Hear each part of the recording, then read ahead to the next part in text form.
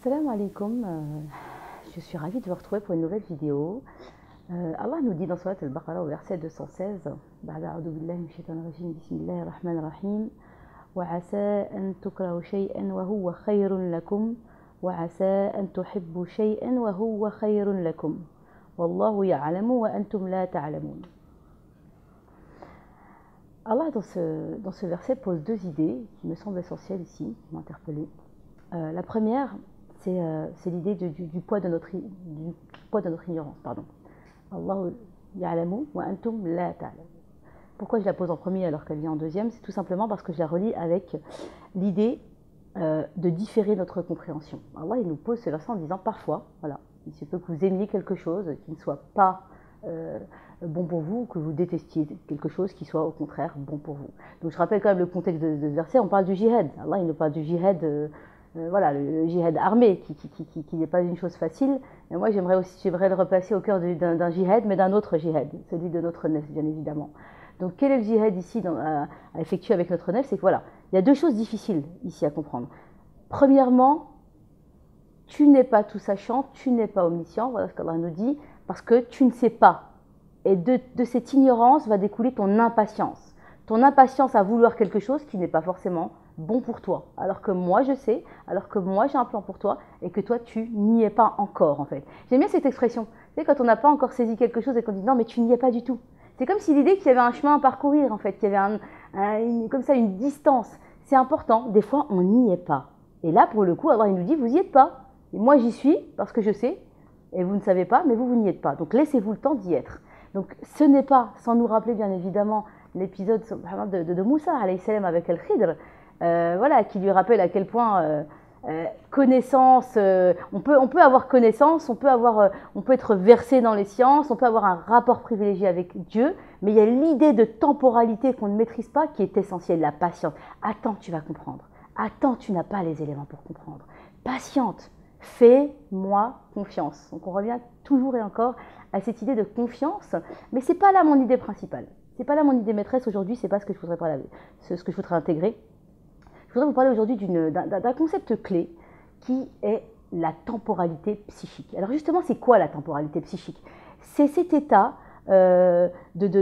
d'intimité avec moi-même que j'ai su mettre en place et qui me permet de comprendre là où j'en suis dans mon cheminement. C'est un peu une espèce de coupure en fait avec le dehors. Là, je ne m'intéresse plus d'être un être social, d'être un être d'apparence. Là, ce qui m'intéresse, c'est qu'est-ce que j'ai vécu? Où en suis-je?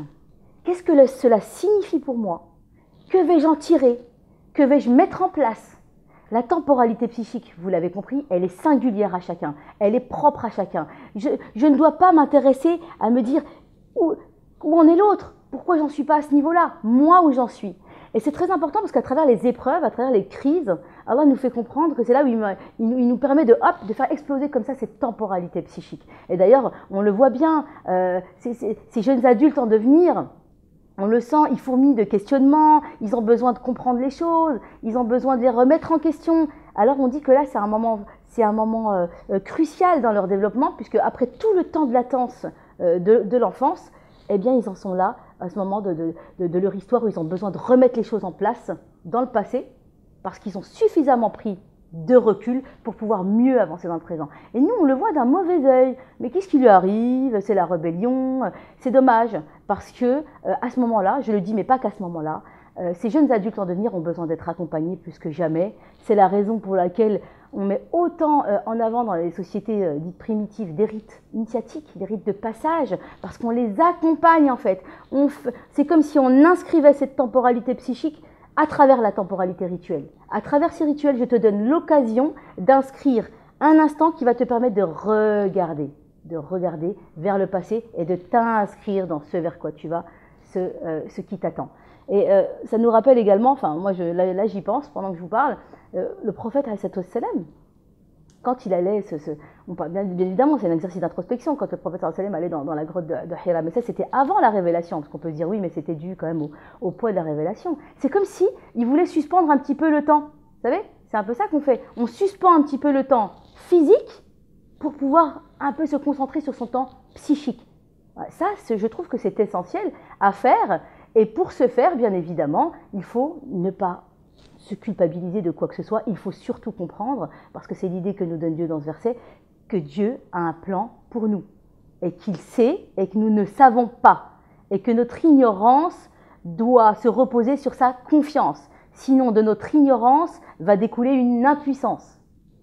Vous me suivez? C'est très très important. Donc ça, c'était la première des choses que je voulais vous dire. Vous savez, enfin, pour illustrer un petit peu ce que je viens de dire rapidement, l'idée c'était de vous dire aussi, vous savez, comme les enfants, vis-à-vis des parents, j'aime beaucoup faire la relation entre pédagogie divine, pédagogie parentale, parce qu'elle me parle énormément, je ne sais pas ce qu'il en est pour vous. Mais vous savez, quand les enfants sont petits et qu'on leur dit bah, « tu comprendras quand tu seras plus grand », voilà, là je t'explique que tu n'as pas le droit d'aller dans cet endroit, mais tu comprendras quand tu seras plus grand. Et l'enfant, c'est difficile, c'est un petit peu frustrant, mais qu'est-ce qu'il fait? Qu'est-ce qui fait qu'il vous écoute? Qu'est-ce qui fait qu'il vous fait confiance? Parce qu'il vous aime. Parce qu'il vous aime. C'est le premier terreau, ça a été l'amour, et ensuite il vous a fait confiance. Vous me voyez venir. Vous me voyez venir. Si on a envie de faire confiance à Dieu, dans le respect de cette temporalité psychique, on doit d'abord prendre le temps de semer cet amour pour lui. Tu m'aimes, je t'aime, je t'adore même. Et de cette adoration va découler la confiance et donc la patience. Ça, c'est très important.